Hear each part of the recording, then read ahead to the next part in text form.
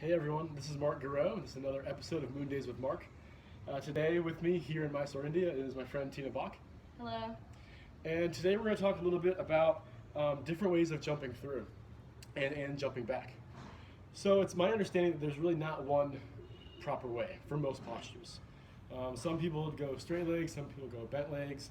It really depends on the person, the body, what they prefer.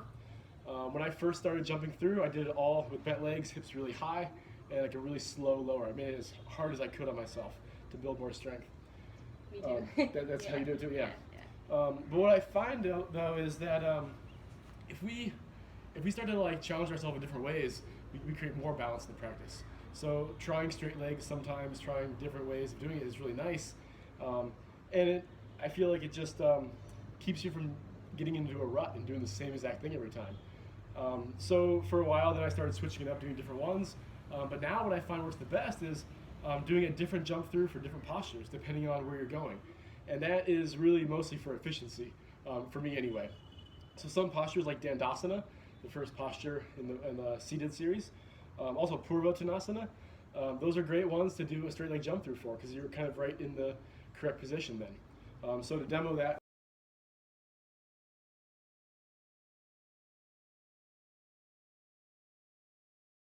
doing a jump through this way, taking the hands back, inhale up, is just a little more efficient than, let's say, doing this. And then straightening and then lifting. So, neither one is right or wrong, but it's just fun to play with different things. So let's evaluate a couple different postures in the series. Cool. All right, so do you want to demo a few? Sure. All right. Sure. So, like I said, Dandasana and Purvottanasana, those are great ones to try straight legs.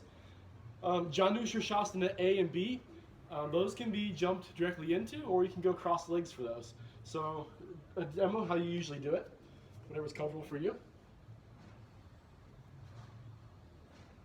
Good. You see how easy that setup is? It goes right in.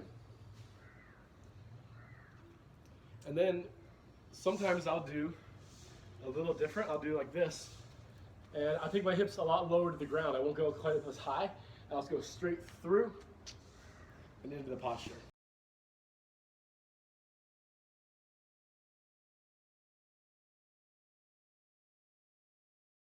Okay. Now for these postures, that supta inhale is an inhale into the jumping through into the posture, catching, and then it's ashto exhale fold. So it's a lot of movements on one breath. So that's kind of why I think doing it that way, it can be just a little quicker, easier with the breath. So the Marichasanas, these might be a little more challenging for you, but the jump in and the jump out can be really fun. Try jumping in one straight leg, one bent leg, and come right into the posture. And then I would exit the same exact way. Exit here and then back. Good. And then from here, when she lifts up, notice she'll keep her right arm in front of her shin. She'll press down and push that shin into the back of her arm, and then jump back from here.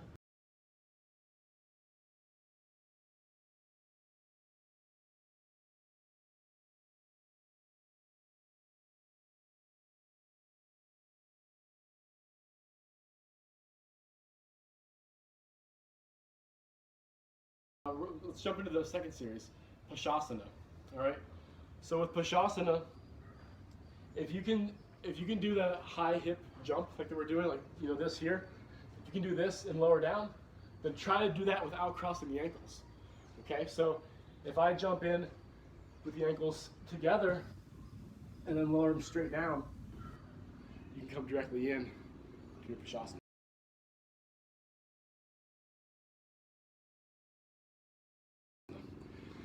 All right, so if this topic is a little beyond what you're ready for, look at some of my older videos. I have a lot of videos on just how to jump through, things like that.